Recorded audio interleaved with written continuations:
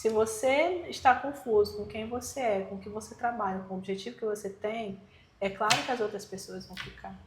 É óbvio que as outras pessoas vão ficar. Você começa a subir um degrauzinho e a pessoa que está num degrau abaixo, ela naturalmente, ou ela vai te acompanhar, ou ela vai te fazer descer. Um dos dois, não tem como. À medida que a gente vai evoluindo e vai, tipo, tendo mais conhecimento da gente mesmo, algumas coisas não fazem mais sentido.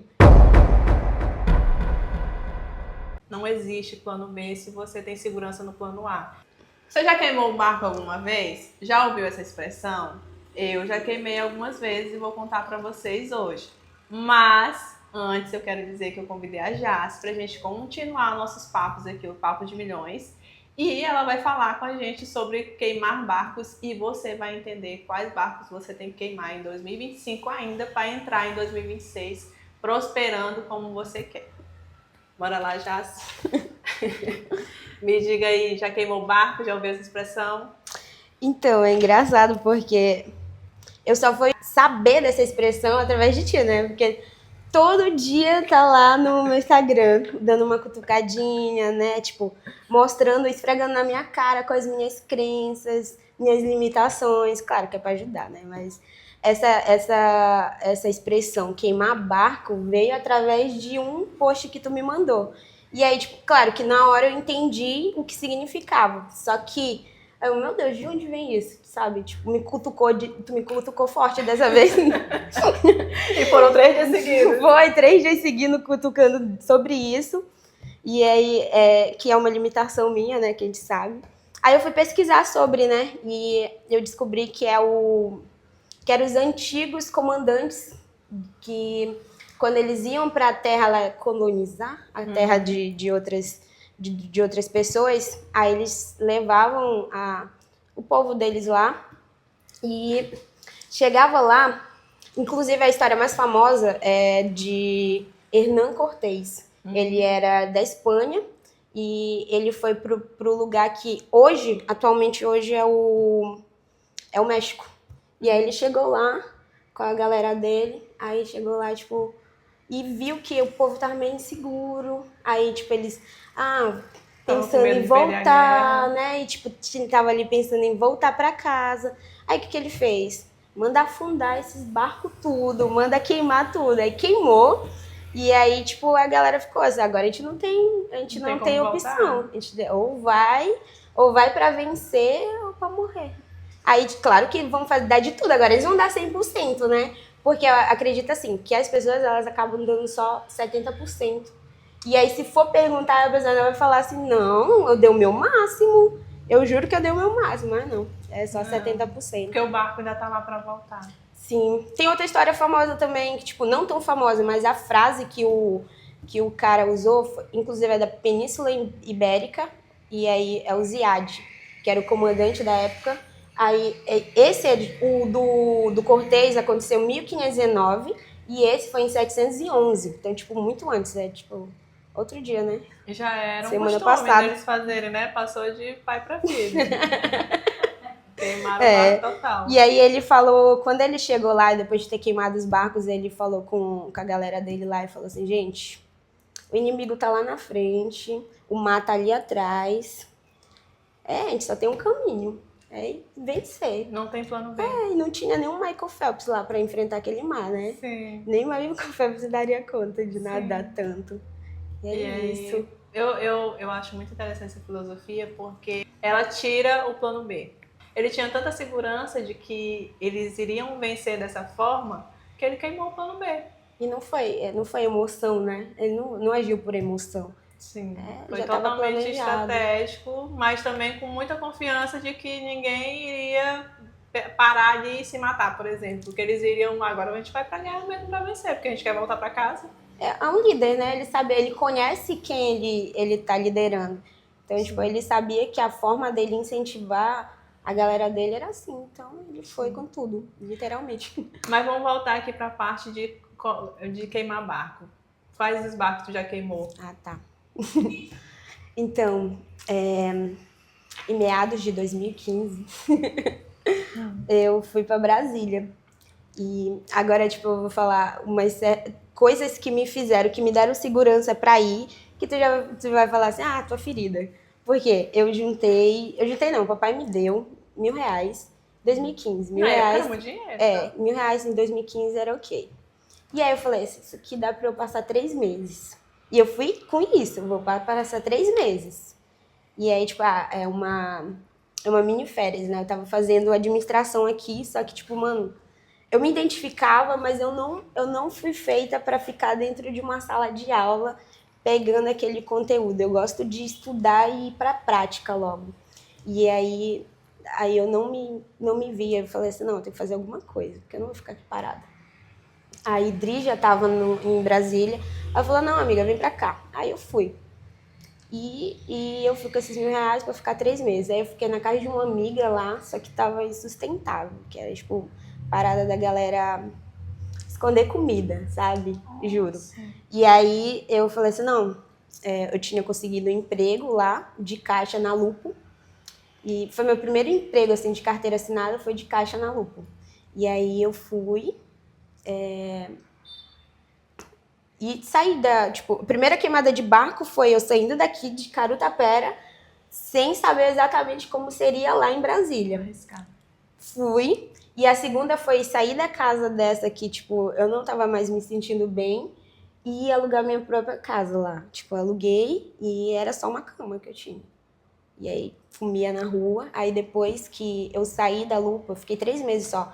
Porque lá, tipo, eu não sei se era muito mania deles lá de Brasília, mas muitos lugares eles tinham disso de deixar só 3 meses e encerrava contrato. Então, tipo, no começo eu pulei muito de empresa em empresa porque eles não seguravam os funcionários. Dava 3 meses, eles, tipo, encerravam o contrato. Acho que para não pagar tanta taxa, não sei.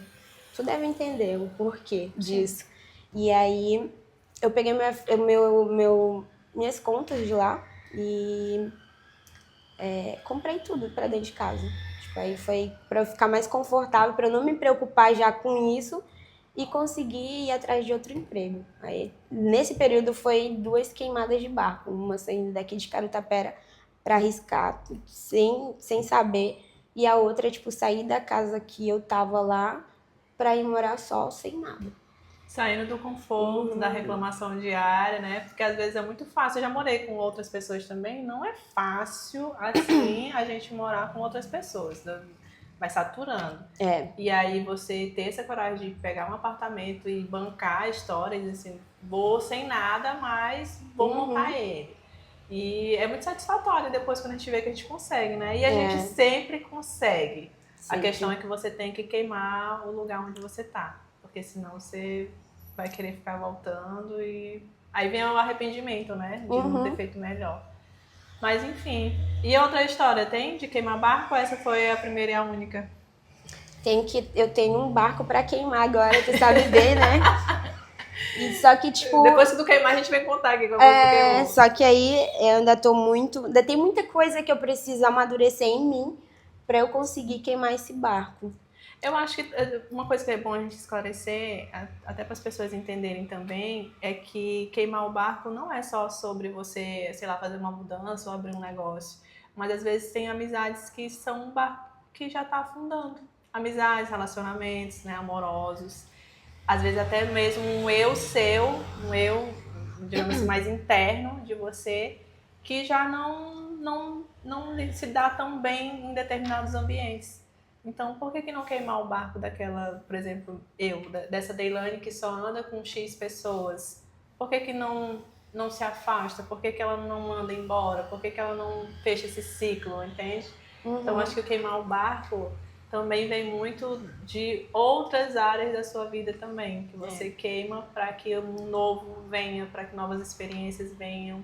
Que é acho que uma coisa que a gente talvez ainda não percebeu na vida, é que a vida realmente é um ciclo. É clichê, muito clichê, mas a vida é um ciclo. Tem pessoas que não vão ficar. Uhum. E às vezes a gente fica tão apegado àqueles barcos que já estão naufragando para continuar em determinadas relações que não fazem mais sentido.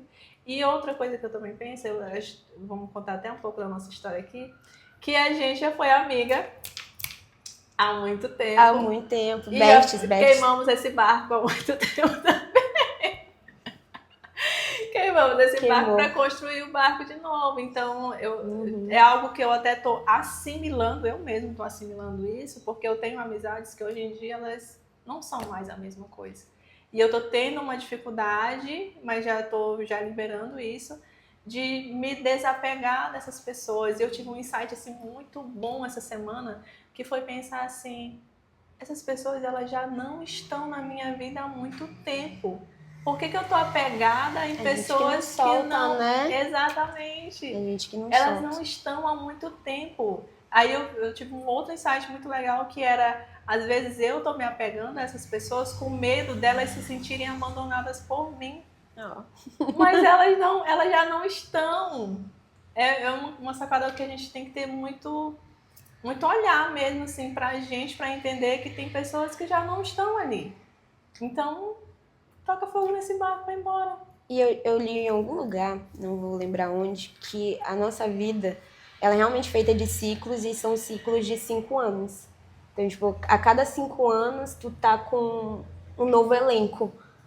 Tua vida é uma série e o elenco vai mudando, sabe? Sim. A cada 5 anos. A gente é um exemplo. A gente teve um período que a gente estava muito próxima, se afastou dentro desse período, tipo, da época que a gente fechou temporada, e não tem hiatos, né? Essa temporada atrás de outra, graças a Deus. Odeio hiatos.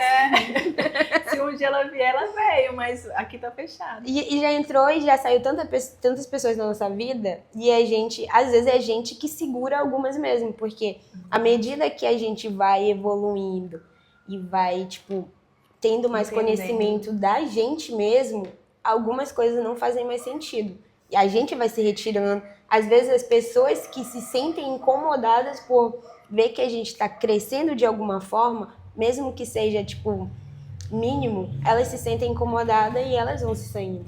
Aí vem a questão da frequência que a gente fala, né? Quando você tá numa outro tipo de mentalidade, que você tá com outro tipo de olhar sobre a vida, sobre você mesmo, sobre as coisas, sobre as suas ações, você começa a subir um degrauzinho e a pessoa que tá num degrau abaixo, ela naturalmente, ou ela vai te acompanhar, ou ela vai te fazer descer, um dos dois, não tem como.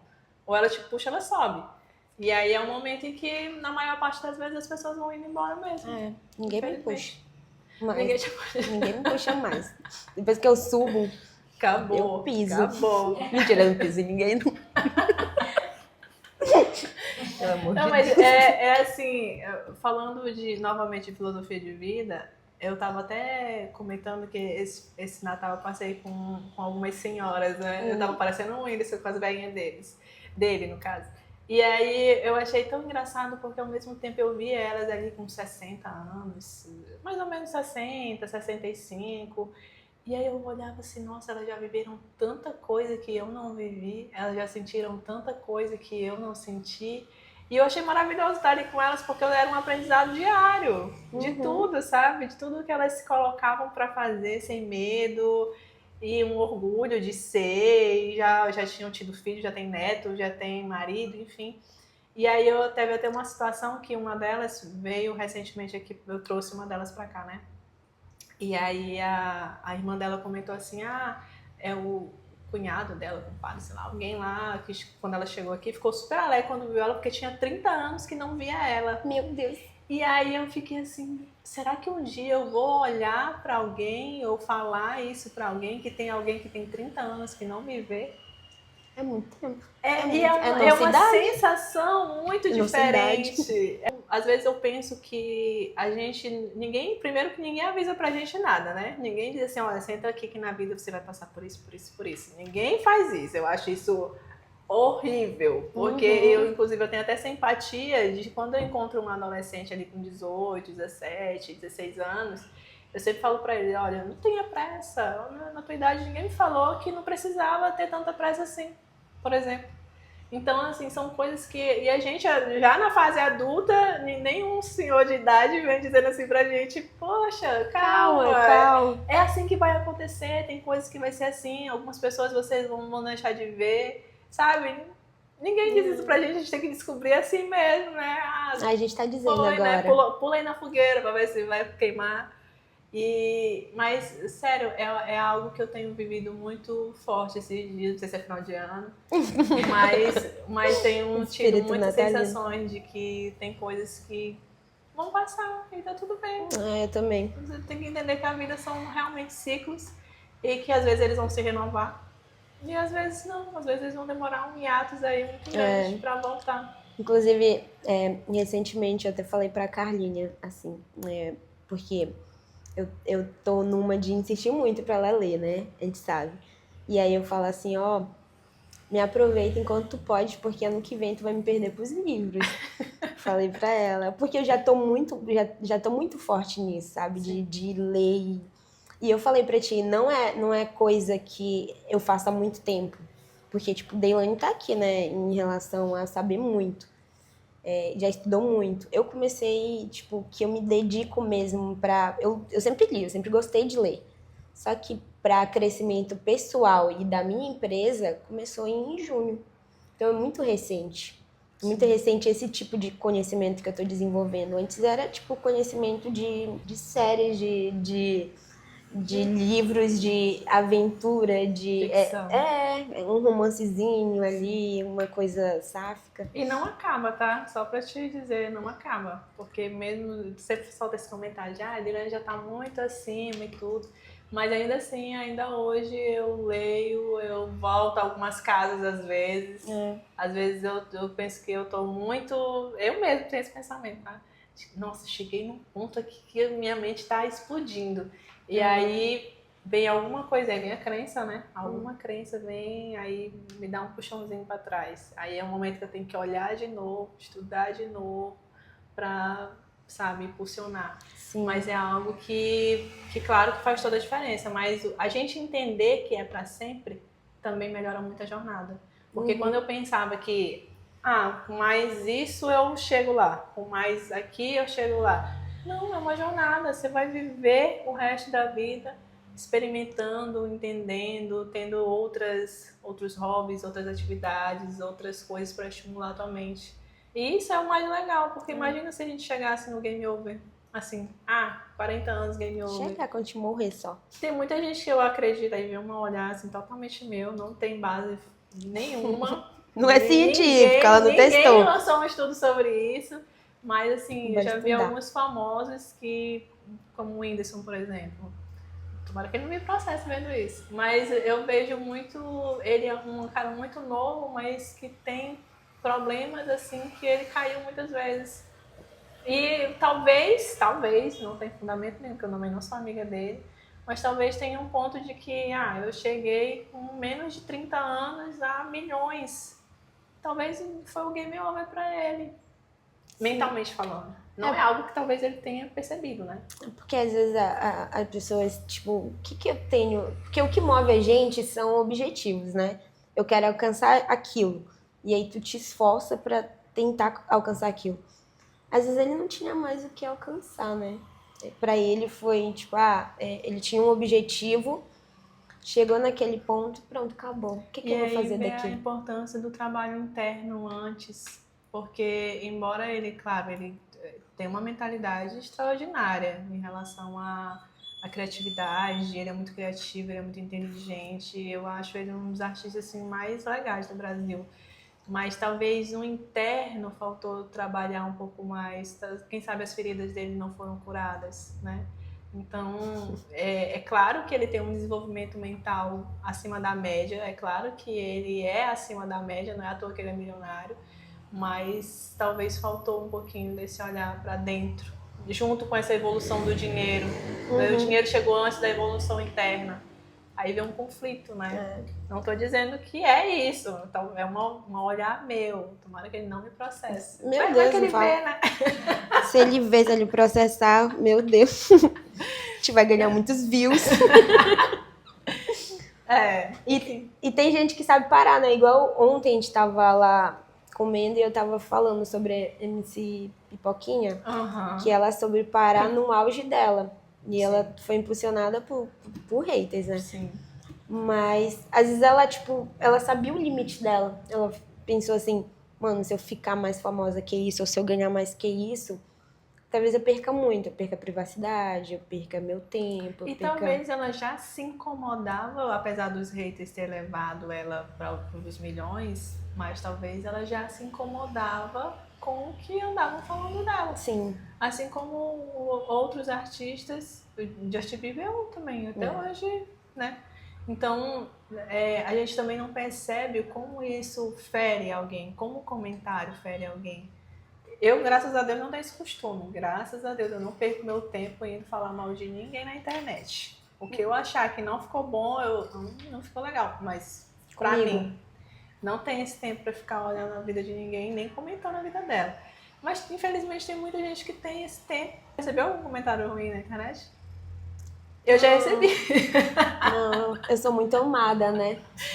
Ainda bem, mas sabe uma coisa que eu também já me coloquei pensando? Será que eu aguento comentários negativos? Porque, graças a Deus, eu sou muito amada. Mas, às vezes, eu me pego nesse tipo de pensamento. Será que eu dou conta?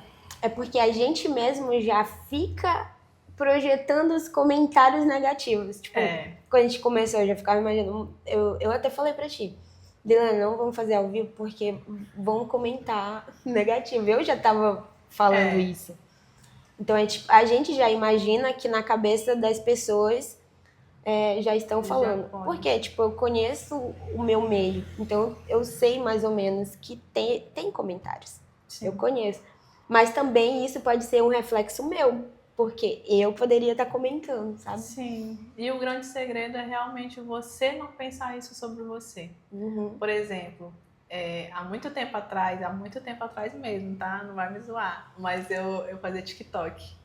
Não é uma vergonha, mas eu acho que é uma coisa que não combina mais comigo hoje em dia. De dancinha, né? Na época de 2020, foi a época da pandemia, eu fazia muito.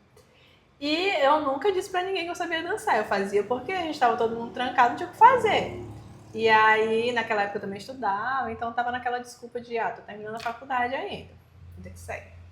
E aí, eu lembro que eu fiz um vídeo e uma menina se dispôs, o tempo dela, ela deu o tempo dela pra mim. Eu até me senti um pouco importante também, que ela deu o tempo dela pra mim falar que eu dançava mal.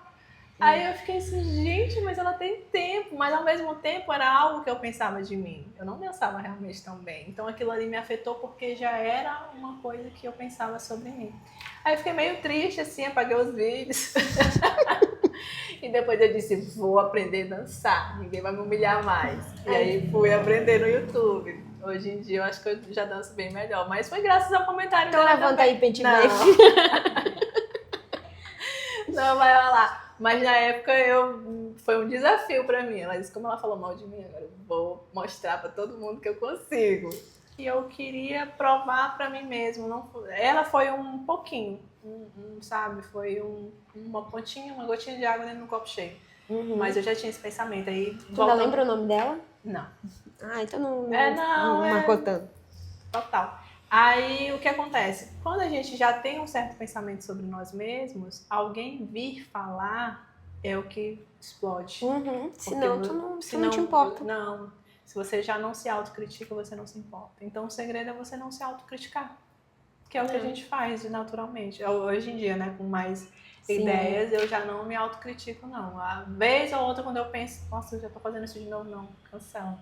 Não é assim, eu sou ótima, maravilhosa. O que eu posso fazer é melhorar, mas eu não tô regredindo. Não tem como regredir. Depois que a gente chega no nível, não tem como. Sim. Eu acho que é raro, eu acho que não tem como. Não. Depois que a gente chega num nível de consciência da gente mesmo, não tem como regredir. Não, a gente só dá uma descascada. Não sei se tu tem essas sensações, mas toda vez que eu vou evoluir um pouco mais, eu sinto no sentido talvez espiritual, não sei, mental, mas eu sinto descascar mesmo, de olhar para coisas que eu já não olhava, e aí, peraí, que eu tenho que olhar para isso aqui e descascar isso para como se fosse vir uma nova pele. Então eu lembro que no final do ano passado eu senti isso e eu tive um ano muito próspero, no sentido de evolução profissional, de evolução, enfim, em todos os sentidos. E esse ano eu senti de novo. Aí eu cheguei a pensar, em autocrítica, né? Aí eu pensei assim, será que eu tô regredindo? Porque eu já tive tanta evolução emocional, tanta evolução mental, e agora eu tô de novo sentindo isso. Aí eu lembrei que no ano passado eu descasquei para que muitas outras coisas viessem. E esse ano, novamente, eu me senti nesse lugar, sabe? Eu conheço isso como teoria do caos, que falam, que dizem que acontece muita coisa ruim quando tu tá perto de mudar de nível, né? Subir de nível. Tipo, é amigo se afastando, o que é natural. É tipo coisas que a gente acha que tá dando errado, mas é só pra tu ver aonde tu pode melhorar. É isso, aí dizem que é a teoria do caos, que a gente usa aquilo pra dar força, pra nos dar impulso pra subir mais rápido de nível. Tem acontecido isso contigo? Muito, pior que muito. Muito. Depois que a gente voltou a ser amigo, parece que mais, né? Total. Direto. Meu Deus. Eu devia ter ido atrás de ti logo. Me deu crédito, né? Falar nisso, vamos até falar de um tópico muito importante que tu me falou essa semana, que tu disse que tu não me dava o crédito pela imagem que eu passava no Instagram. Foi. Mas é porque tu te denominava rainha do marketing. E aí, vou contar a história depois disso aí pra ti. E aí, tipo, como assim? Porque eu te falei, né? O que era, o que eu via, né? O que tava dentro da minha bolha do que era marketing. Eu sou amiga de Maripaurá, eu sou amiga de Catar. E ambas fazem esse trabalho que, na minha visão, aquilo era o marketing. Era aquilo que elas faziam. Que não deixa de ser, claro. Sim. Só que era limitada, a minha visão limitada do que era marketing. Era só o que ela fazia, porque era só o que eu via, o que eu convivia. Sim. E aí, Deilane, ela, não sei, eu nem te via, sabe? Sim. E aí eu, como assim essa diva vai ser rainha do marketing? Aonde? Cadê a coroa dela? Mas vamos lá para a explicação. Esse rainha do marketing foi até hoje eu não sei o nome do menino. Mas toda vez que ele me encontra, ele me chama assim. E na época, como eu mexia muito com... Na verdade, até hoje eu ainda faço alguns trabalhos nesse sentido, que é um dos bastidores de alguém, né? Então, eu tenho uma cliente que eu faço toda a estratégia de marketing dela. E sempre dá certo. Todo mês a gente bate meta. Eu até te falei que ela tinha 300 seguidores e bateu $1.000, que é o nome dos Estados Unidos.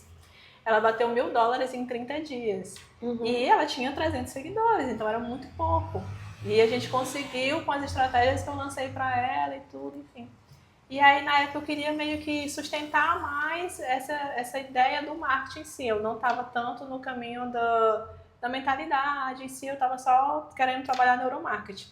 Depois eu descobri que não era só isso que eu queria trabalhar. Aí foi que quando as coisas mudaram. Mas aí, como eu tava no neuromarketing, e aí eu pensei, ai, cara, eu quero um nome bacana e tudo. E ele me chamava de rainha do marketing o tempo todo. Aí eu, vou botar o nome que ele me chama. E eu até hoje não sei o nome dele, mas toda vez que ele me vê, ele me chama assim. Não sei porquê, mas enfim. E aí foi quando ele trabalhava com Tom, é? Não, eu não sei te dizer, ele trabalhava lá no Food Park. Mas eu não sei o nome do menino. Enfim, mas depois eu vou ver se eu encontro o nome dele. E aí, sim, então foi por isso. E aí, depois que eu entendi que eu não queria só trabalhar com isso, eu queria trabalhar com mentalidade, queria realmente fazer consultorias e ter esse contato, enfim. Aí foi quando eu mudei o posicionamento, mas é entendível, né? Até eu estava confusa como é que as pessoas não estariam. É outro ponto muito interessante da gente entender na comunicação, que serve assim para tudo.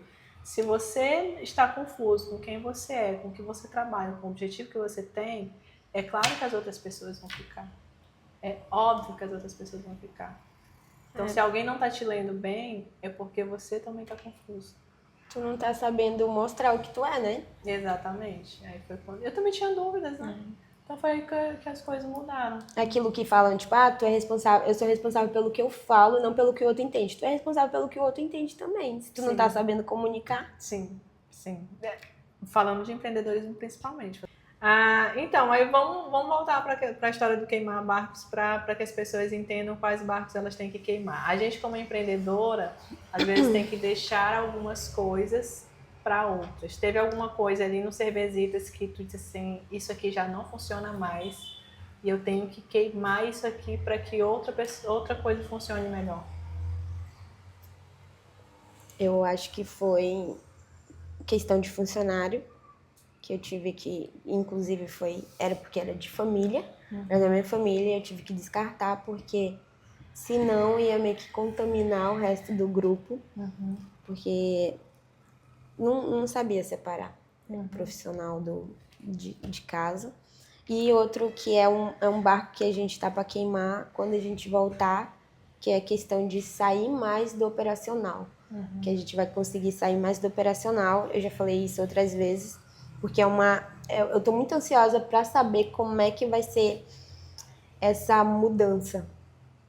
Porque quando eu conversei com o Dri, ela até falou que, tipo, ela tava até com medinho de as coisas não saírem do... Tipo, não darem certo sem ela lá, sabe? Eu já não tenho mais essa preocupação, porque eu tento não me envolver tanto agora. Depois que eu decidi que a gente tinha que sair um pouco do operacional, eu já fui tentando não, enquanto eu estou lá, tentando não me envolver tanto e deixar elas se virarem mais. Dri não, ela já puxa muita responsabilidade para ela. E aí eu quero saber, eu tô ansiosa para saber como é que a gente vai lidar com isso. Porque a gente vai sentir logo no começo, né? E aí a gente vai jogar isso de sair um pouco da operacional logo em janeiro. Que é pra ser desafio mesmo. Sim, tanto para vocês de não vou levantar, tenho que entender que esse é o meu lugar, que eu sou a mente pensante, que eu sou a mente que organiza. Sim. Nossa, é desafio. É desafio. Sim. Eu também passei muito por isso, de quando eu estava delegando o operacional da contabilidade, surgia muito, mas se ela não souber fazer, se surgir algum problema, eu vou lá ter que resolver. Então, eu tinha muito bloqueio por pensar que ninguém faria o que eu faço. Cara, se você treinar a pessoa, ela faz. Sim, o processo de treinamento, você só precisa, né? se desconectar do controle, que é o controle, né? Nada mais do que isso. Então, você não delega porque você tem dificuldade de não controlar as coisas. Então, hoje eu tenho muito já de delegar, até para a Lia mesmo. Às vezes eu penso, eu posso fazer. Não, mas eu tenho que pedir para a Lia, porque ela também está aprendendo. Então, é bom que ela até pede às vezes, manda para mim que eu quero fazer e tal. E aí isso é bom para ela também. E ao mesmo tempo que é bom para mim, que eu aprendo a delegar. E tem outra coisa que eu também tenho muita, talvez agora menos, mas eu tinha muita dificuldade de pedir ajuda. Porque eu queria fazer tudo sozinha. Tudo eu queria fazer sozinha. E aí chega um tempo que você tem que também aprender que as pessoas também podem te ajudar. Independente de ser um colaborador, ou às vezes até em outras situações mesmo. Você não precisa fazer tudo sozinho. A gente chama isso de energia masculina. Que é o homem faz tudo, né? Então, não sei se você já estudou sobre isso, mas nós temos a energia feminina e a energia masculina. Eu tenho mais essa parte. Mas eu tenho energia masculina. Mas tu entende o que é que eu tô falando, né? Sim. Tá. Então, tem toda uma explicação que vem do pai, vem da mãe, enfim. E aí, essa questão de você não conseguir que alguém te ajude, por exemplo, é muito essa energia masculina do homem que faz tudo. Então, meio que você não consegue melhorar isso porque você tá sempre, não, eu faço tudo, não, se for para pegar mala, vamos pegar tudo, eu pego tudo para mim, sabe?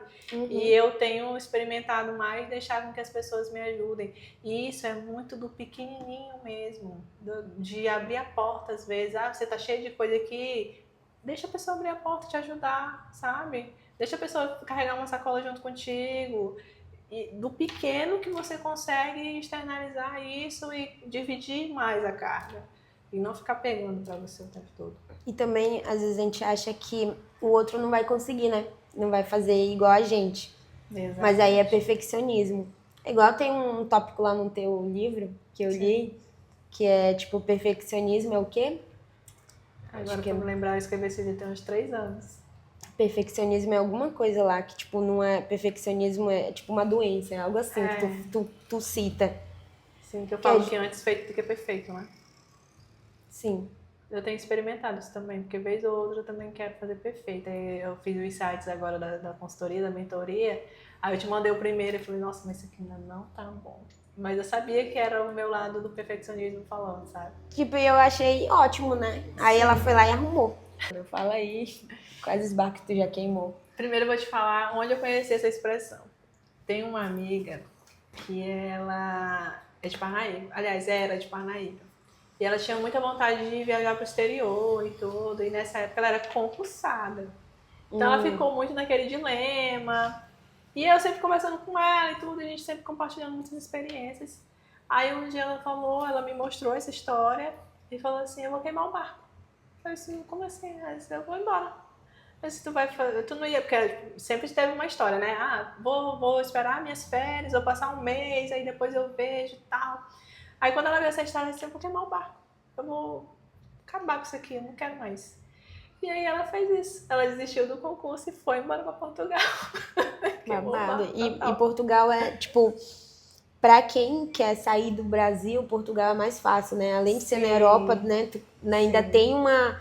É fácil tu visitar outros lugares, pegar um trenzinho, chegar em Paris rapidinho, né? Isso. Então ela foi muito esperta, queimou o barco direitinho. E ela teve muita coragem, porque vamos partir do ponto da segurança, que é o que nosso cérebro ele já busca segurança o tempo todo. Que é conforto, Então, né? Eu digo. nós procuramos estabilidade o tempo todo. E para a grande maioria dos brasileiros, um concurso é ficar suave a vida inteira. Então, para ela, era uma decisão muito importante. Por isso que ela ficava colocando desculpa. Ah, vou só passar um mês, eu vou fazer... Enfim. E aí foi quando ela viu e falou, vou queimar o barco. E realmente queimou. E aí foi quando ela me ensinou, né? Só que em alguns momentos eu já tinha queimado sem conhecer a expressão. Que foi quando eu trabalhava no escritório. Na verdade, era um estágio. Eu já fazia contabilidade, eu trabalhava no escritório de contabilidade. Só que lá era assim, eu tinha que passar o dia inteiro e recebia R$ 450.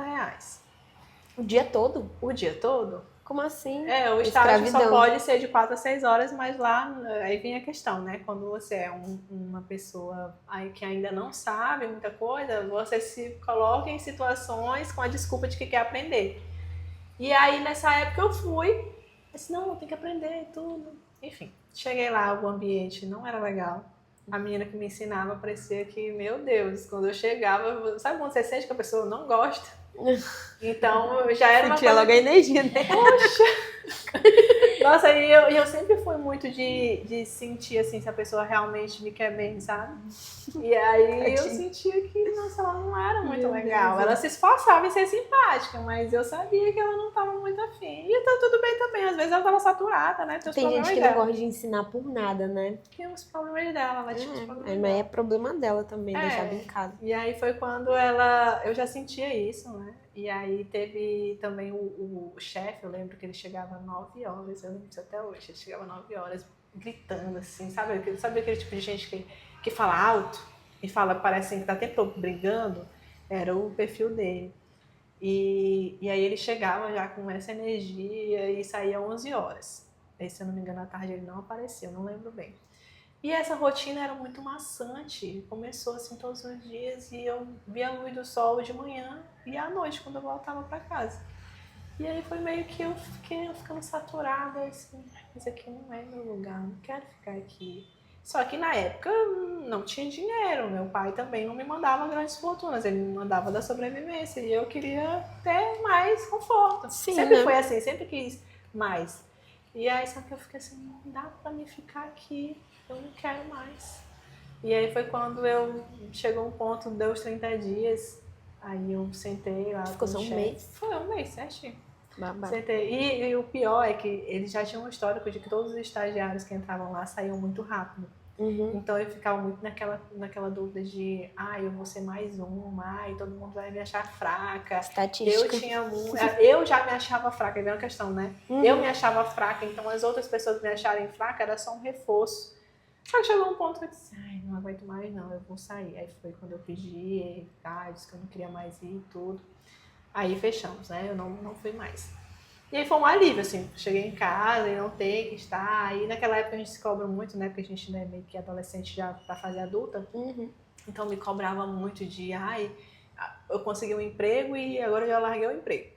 Então eu ficava muito aquela cobrança, não me entendia também. Só que meus pais sempre foram muito de, faz o que tu quiser. Então, até nisso, vamos até falar desse ponto muito importante de quando os pais não se mexem na tua vida, é difícil você tomar uma decisão, porque você não tem depois para quem culpar. Aí tá. Aí passou alguns dias, eu acho que, sei lá, um mês, eu não lembro, mas passou algum tempinho, eu consegui um outro estágio na prefeitura, que eu iria passar de 8 às 11 e iria receber 300. Aí eu, nossa, vai compensar muito. Porque eu não saí antes. Compensou muito. Tá vendo como às vezes se você queimar um barco, aparece uma nova oportunidade melhor? Pode não ser aquela dos seus sonhos, né? De receber na época eu queria receber um salário mínimo. Mas como veio essa oportunidade de trabalhar menos tempo e ter esse valor que era tipo, muito próximo do que eu já. Eu ficava o dia todo, né? Muito bom, sendo que eu sempre me desenrolei de outras coisas. Então, na época, eu trabalhava na prefeitura e fazia textos de uma plataforma chamada Rock Content, que era uma plataforma de conteúdo de marketing. Uhum. Então, eu produzia conteúdo para sites. Eu lembro até com uma clínica muito famosa, é Cynthia Crone, uma coisa assim. Ela tem em vários lugares aqui do país. Eu fazia textos para o blog deles, de saúde. Então, por isso que eu tenho muito conhecimento sobre várias coisas, porque eu já escrevi sobre saúde, sobre fisioterapia, medicina, odontologia, sobre aquele negócio do trabalho, segurança do trabalho. Eu escrevi tudo que tu vai imaginar. Por quê? Porque eu ganhava dinheiro com isso. E eu ganhava R$50 por textos de 1000 páginas. Oh, 1000 páginas não, 1000 palavras. Uhum. E aí foi quando meio que eu consegui equilibrar as duas rendas, tanto a da internet como a física, sabe? Porque tu tinha a tarde livre, né? Sim. O outro já te tirava a tarde. Então, sim. Tu ainda superou o que tu ganhava no outro. Sim. Que é mais R$50 por texto. Nossa. E nessa época não tinha chat GPT não, tá? Era tudo da minha mente. E assim, foram vários barcos que eu já queimei. Não só em relação a isso, mas em relação a amizades, a relacionamentos. Várias vezes eu disse, isso aqui não é pra mim. Queria casar? Queria, mas não com esse, então. Tem que queimar esse barco. Queria casar. Veio casar aqui. Mas é porque, falando de relacionamento, às vezes eu acho que as pessoas se obrigam a estar em determinados relacionamentos porque o sonho da vida delas é casar, é ter um companheiro, não tem medo de ficar sozinha, ou fica com aquela cobrança externa das pessoas. Eu não, vi que não deu, ai querida. Babado, porque isso de relacionamento, eu também, tipo, já tive um relacionamento que foi longo, que eu fui noiva e eu queimei o barco também. Queimei. E não teve, tipo, porque teve traição, nem nada. Pelo menos eu não descobri.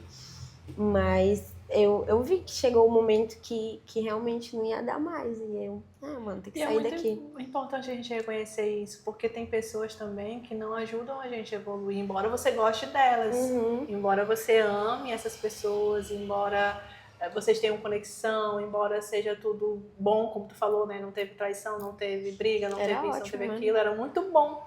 Mas essa pessoa não te levava para o próximo nível.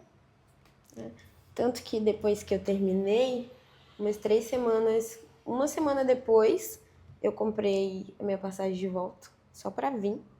E 3 semanas eu já tava aqui. E aí foi quando começou o cervejita. Não, comecei a beber muito aqui. Aí depois sim veio a ideia do cervejitas. Sim.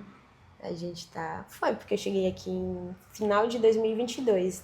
Cervejitas começou, tipo, a ideia do Cervejitas começou em janeiro de 2023. Sim. Nossa, e eu acho que eu lembro que tu falou que tu prefere o teu momento aqui.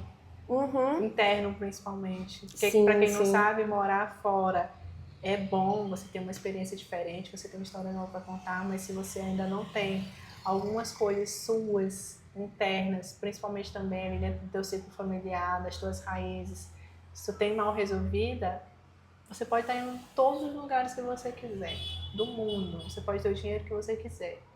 Não é. Não Não. vai. Eu me sentia muito sozinha pra lá, muito. Mesmo dentro. E aí eu sempre me. As únicas vezes que eu namorei na vida, as 2 vezes eu estava em Brasília. Aqui eu não sinto necessidade nenhuma de ter meu par romântico, sabe? Tipo, as amizades que eu tenho, minha família já supre essa necessidade que eu tinha lá. Eu era muito carente. Carente. Era muito carente mesmo. Medo de ficar só o tempo todo. Acho que era. Porque eu já morava só, imagina. Aí tinha que ter alguém ali pra, sei lá, me dar um colo. Eu já não tipo tinha isso. tanto esse medo de ficar só, mas eu tinha algumas coisas de ainda assim me sentir só. Eu não tinha medo de estar só porque eu nunca me coloquei em situações que eu precisava ter um relacionamento para não me sentir só. Uhum. Porém, eu me sentia só por conta de que estava fora de casa, a vida fora de casa é boa, mas também é ruim.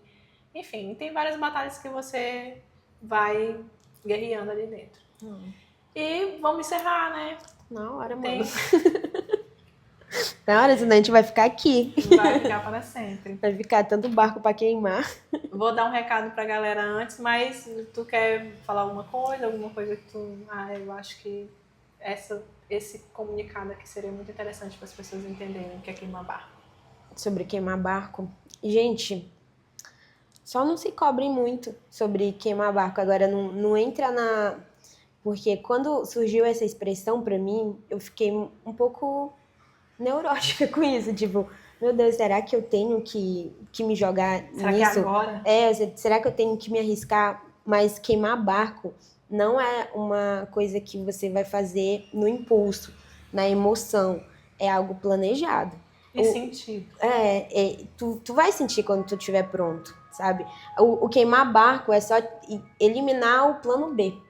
Isso. É só eliminar o plano B, porque quando a gente não vê uma outra escapatória, a gente vai fazer de tudo para dar certo. Então, é só não colocar os pés pelas mãos.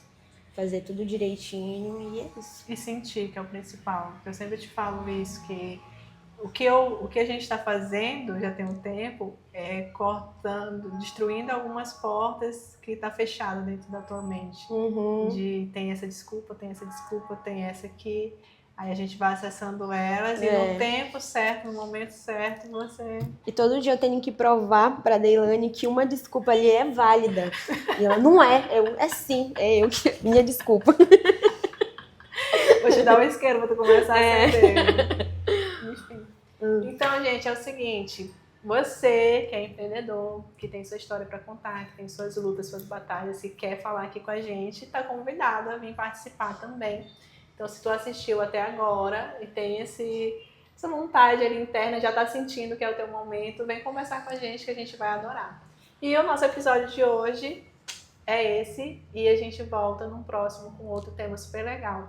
E como a Jaz falou, no dia que tu sentir que é o momento de queimar o barco, queima, porque vem muita coisa boa, muito melhor do que a que você tem. Sim.